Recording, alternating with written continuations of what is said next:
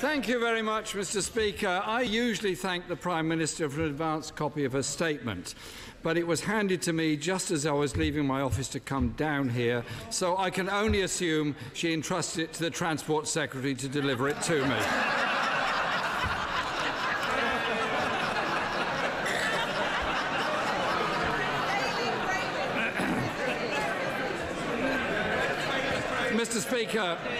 Mr. Speaker, our country is facing the biggest crisis in a generation, and yet the Prime Minister continues to recklessly run down the clock.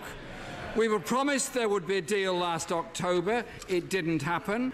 We were promised a meaningful vote on a deal in December. It didn't happen. We were told to prepare for a further meaningful vote this week after the Prime Minister again promised to secure significant and legally binding changes to the backstop, and that hasn't happened. Now the Prime Minister comes before the House with more excuses and more delays. In her statement, the Prime Minister has failed to answer even the most basic questions. What progress has she made on identifying and working up the alternative arrangements? Have they been presented to the European Union? If not, when will they be presented? And will she set them out before this House and ask for its approval of them? In truth, Mr. Speaker, it appears the Prime Minister has just one real tactic: to run down the clock, hoping members of this House are blackmailed into supporting a deeply flawed deal. This, Mr. Speaker, is an irresponsible act. She's playing for time and playing with people's jobs, our economic security and the future of our industries. Yesterday, growth figures show the lowest growth since 2012, our manufacturing sector mired into recession. The decision by Nissan last week to pull its investment from the Sunderland plant may only be the thin end of a very long wedge. Uncertainty and failing confidence in this government to deliver are putting jobs at risk. The Prime Minister, the Chancellor and the Business Secretary will be hearing the same warnings as I am, that several major large manufacturers, household names employing tens of thousands of people, are poised to follow in Nissan's footsteps. Earlier today, we heard from the Leader of the House that the next meaningful vote may not happen until after the EU summit on the 21st of March, just days before Brexit is due to happen. If, Mr. Speaker, this is not the case, can the Prime Minister tell the House today when the meaningful vote will be? We also learned from the Leader of the House that any changes to the backstop won't be written into the legally binding withdrawal agreement. Can the Prime Minister confirm that? Is the Prime Minister really prepared to risk people's livelihoods, jobs and investment in a desperate attempt to push a deeply flawed deal through Parliament? The Prime Minister has just told members of this House to hold their nerve.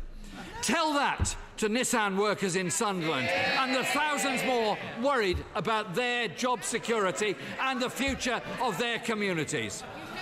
Mr. Speaker, no minister serious about protecting jobs in this country would allow a Prime Minister to deliberately run down the clock and play chicken with people's livelihoods. To stand by and do nothing would be a complete dereliction of duty. As I received, Mr. Speaker, the Prime Minister's letter yesterday in response to Labour's Brexit plan, it became clearer to me the Prime Minister is merely engaged in the pretence of working across Parliament to find solutions. She has not indicated she will move one iota away from her rejected deal or any of her red lines. On the backstop, the Prime Minister has pointed out Labour also has concerns. But let's make no mistake about it, that has never been a major issue with the Prime Minister's deal. Indeed, in order to stop the UK falling into the backstop, we need a permanent customs union, and a strong single market deal. That is the key, Mr. Speaker, to maintaining an open border on the island of Ireland. That is key to protecting jobs, industry and living standards in this country. That is why it's backed by businesses who employ and trade unions who represent millions of workers in this country. And to correct the Prime Minister's claim in her statement, we want to negotiate a new UK-EU customs union, as I set out in my letter. The Prime Minister says there is no need to negotiate a customs union, as her deal provides for the benefit of being in one. I'm afraid, Mr. Speaker, that is simply not the case. The deal the Prime Minister negotiated means there will be barriers to trade in goods. And there will not be frictionless trade, putting manufacturers across the country at a huge disadvantage. This is made quite clear in the political declaration, especially when it says, and I quote, "The parties will form separate markets and distinct legal orders," and concedes that, and I quote, "can lead to a spectrum of different outcomes for administrative processes as well as checks and controls." Nothing is secured. The Prime Minister is also trying to win support for her deal by promising to protect workers' rights after Brexit. Well, Mr. Speaker, just look at the record of the party opposite. Yes, that's right, Jeremy. They attacked trade union rights through the Trade Union Act. They kept this House up all night opposing the minimum wage in 1997.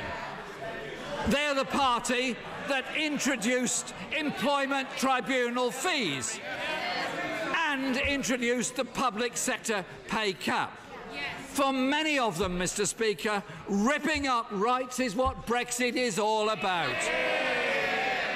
Take the Secretary of State for International Trade. He once wrote, "It's too difficult to hire and fire, too expensive to take on new employees," and went on to say, "It is intellectually unsustainable to believe that workplace rights should remain untouchable." Yes. That was the Secretary of State for Trade.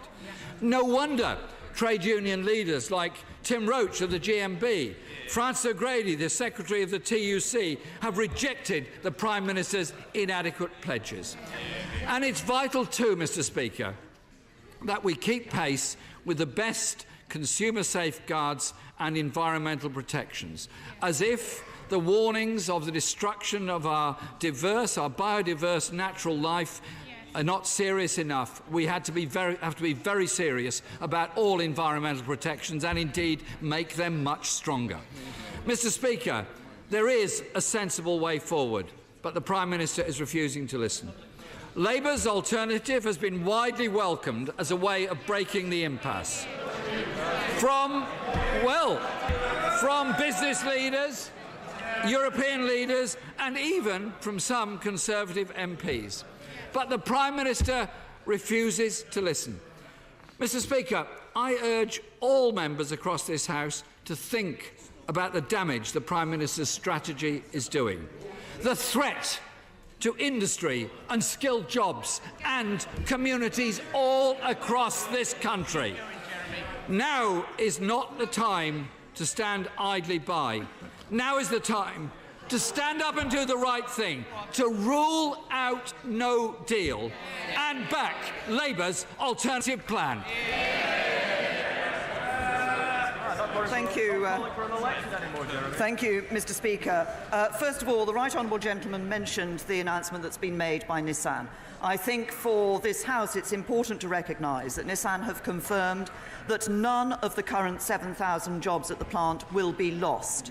They remain committed to the UK and indeed they will be making more capital will be invested in Sunderland than was originally planned in 2016. The Right Honourable Gentleman asked me about progress on alternative arrangements and asked whether these were going to be put before the European Commission.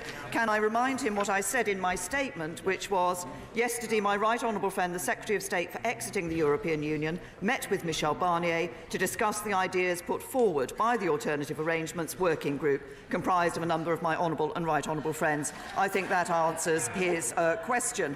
He talked about Labour's proposal. I referenced the issue of the customs union in my statement. But of course he also talks about being a member of the single market, Being a member of the single market means accepting free movement. One of the things that people voted for when they voted to leave the European Union was to bring an end to free movement, and that is what this government will deliver. He asked about dates for the process for votes that are going to take place in this House. I set those out in my statement as well. Yep. He referenced businesses quite a lot. Of course, businesses backed the deal. He talks... They did. He talked about uncertainty. Of course, the best way to end uncertainty is to vote for a deal. And he talked about running down the clock. No, I wanted to have this sorted before Christmas. I bought a deal back from the rest of Christmas.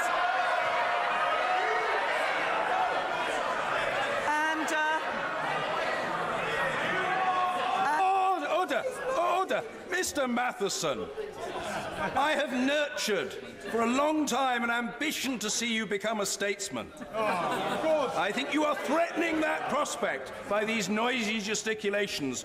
Calm, Buddha-like.